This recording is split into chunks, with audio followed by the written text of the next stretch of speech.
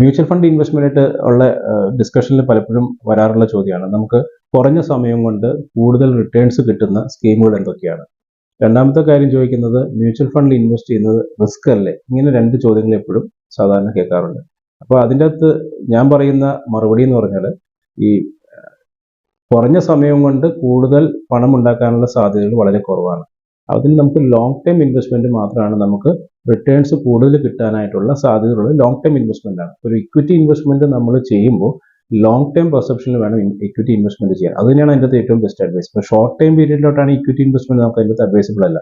Short time products വേറെയാണ്. Short ടൈമിലോട്ട് നമുക്ക് കിട്ടാനുള്ള റിട്ടേൺസ് കിട്ടാനുള്ള സാധ്യതകൾ ഇക്വിറ്റി റിട്ടേൺസിന്റെ അത്രയും കിട്ടാൻ സാധ്യതയില്ല. നമുക്കൊരു 7%, 6%, അല്ലെങ്കിൽ 10% താഴെയുള്ള റിട്ടേൺസ് കിട്ടാനുള്ള സാധ്യതയുള്ളൂ. കുറച്ചുകൂടി കൂടുതൽ റിട്ടേൺസ് കിട്ടണമെന്ന് ആഗ്രഹിക്കുന്നത് equity investment long term perception നമുക്ക് ചെയ്യാം. ഷോർട്ട് ടൈമിൽ നമുക്ക് ലാഭം കിട്ടിയേക്കാം, പക്ഷെ നമ്മുടെ ഹൊറൈസൺ ഒരു ലോങ് ടൈം ആയിരിക്കണം.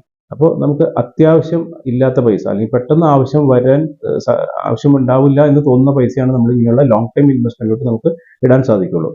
അതുപോലെ രണ്ടാമത്തെ ക്വസ്റ്റ്യൻ ചോദിക്കുന്നത് റിസ്ക് അല്ലേ, മാർക്കറ്റ് കുറഞ്ഞു പോയാൽ എന്ത് സംഭവിക്കും? ഇപ്പോൾ നമ്മൾ കഴിഞ്ഞ ഒരു ഹിസ്റ്ററി നോക്കുകയാണെങ്കിൽ മാർക്കറ്റ് കഴിഞ്ഞ വർഷങ്ങളോളം നമ്മൾ നോക്കുകയാണെങ്കിൽ മാർക്കറ്റ് കയറി വരികയാണ്. അപ്സ് ആൻഡ് ഡൗൺസ് ഉണ്ടാവും, മാർക്കറ്റ് കുറയും.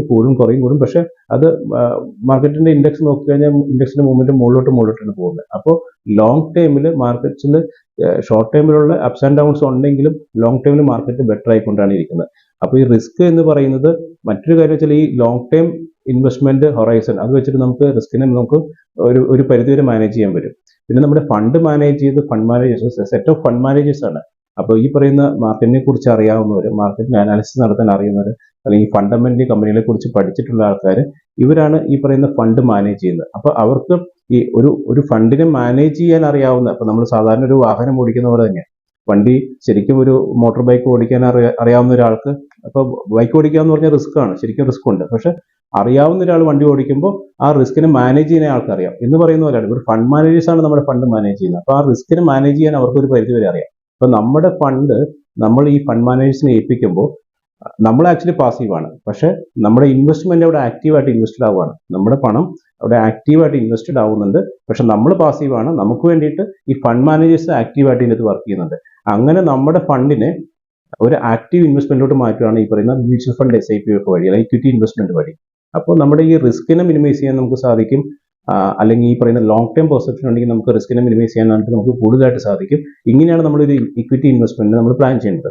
ഇത് ഏറ്റവും ബെസ്റ്റ് ആയിട്ടുള്ള മാർഗം എന്ന് പറഞ്ഞാൽ മ്യൂച്വൽ ഫണ്ടിൽ SIP ചെയ്യുക. മന്ത്ലി നമ്മൾ ഡൈവേഴ്സിഫൈഡ് ഇക്വിറ്റി ഫണ്ടിൽ നമ്മൾ SIP ചെയ്യുക. അപ്പോൾ ലോങ് ടൈമിൽ വെൽത്ത് ക്രിയേഷൻ ഏറ്റവും ബെസ്റ്റ് ആയിട്ട് നമുക്ക് കണ്ടിട്ടുള്ള ഒരു മാർഗ്ഗമാണ് ഈ പറയുന്ന മ്യൂച്വൽ ഫണ്ട്. ഇക്വിറ്റി മാർക്കറ്റിന്റെ റിട്ടേൺസ് ഒക്കെ കണ്ടിട്ട് പല ആളുകളും ആദ്യമായിട്ട് ഇൻവെസ്റ്റ് ചെയ്യാൻ പറ്റുന്ന ആളുകളാണ് പ്രത്യേകിച്ചും ചോദിക്കാറുണ്ട്, നമുക്ക് കുറഞ്ഞ പീരീഡിലോട്ട് ഇൻവെസ്റ്റ് ചെയ്തിട്ട് നല്ല റിട്ടേൺസ് കിട്ടാൻ സാധ്യതയുള്ള ഫണ്ടുകൾ ഏതാണ് എന്നൊക്കെ ചോദിച്ച് പല ആളുകളും വരാറുണ്ട്.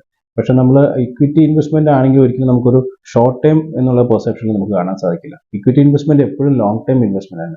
നമുക്ക് റിട്ടേൺസ് കൂടുതൽ കിട്ടാനുള്ള സാധ്യതകളുള്ളത് നമ്മൾ ലോങ് ടൈം ഇൻവെസ്റ്റ്മെന്റിലാണ്. അപ്പോൾ ഷോർട്ട് ടൈം ഇൻവെസ്റ്റ്മെന്റ് ആണ് ഉദ്ദേശിക്കുന്നതെങ്കിൽ നമുക്ക് ഒരിക്കലും ഒരു പ്യൂർ ഇക്വിറ്റി ഫണ്ട് നമുക്ക് സെലക്ട് ചെയ്യാൻ പറ്റത്തില്ല. അതിന് വേണ്ടിയിട്ട് പ്രത്യേക ലിക്വിഡ് ഫണ്ട്സ് അങ്ങനെയുള്ള ഒരു കാറ്റഗറി വേറെയുണ്ട്.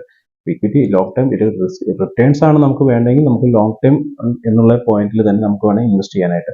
നമ്മൾ ആലോചിച്ച് നോക്കുമ്പോൾ എല്ലാം നമ്മുടെ ജീവിതത്തിൽ റിട്ടേൺസ് കിട്ടുന്ന എല്ലാ കാര്യങ്ങളും ലോങ് ടൈം ആണ്. അപ്പോൾ നമ്മൾ ഉദാഹരണത്തിന് ഒരു കുട്ടി 5ാമത്തെ വയസ്സ് മുതൽ ഒരു 22ാമത്തെ വയസ്സ് വരെ എഡ്യൂക്കേഷൻ ഉണ്ട്, അല്ലെങ്കിൽ പഠിത്തമുണ്ട്. അതിനുശേഷമാണ് ആ 17 വർഷം അല്ലെങ്കിൽ 15 വർഷം അല്ലെങ്കിൽ 17 വർഷം പഠിക്കുന്ന, അതാണ് പിന്നെ ആളുടെ ജീവിതത്തിലേക്ക് പിന്നീട് നമുക്ക് ജോലിയായിട്ടും അല്ലെങ്കിൽ അവരുടെ ഇൻകത്തിന് ഒരു സോഴ്സ് ആയിട്ട് മാറുന്നത്. അപ്പോൾ എല്ലാം നമുക്ക് ലോങ് ടൈമാണ്. ഷോർട്ട് ടൈം ആയിട്ടുള്ള കാര്യങ്ങൾ നമുക്ക് റിട്ടേൺസ് കിട്ടിക്കൊള്ളണമെന്ന് നിർബന്ധമില്ല.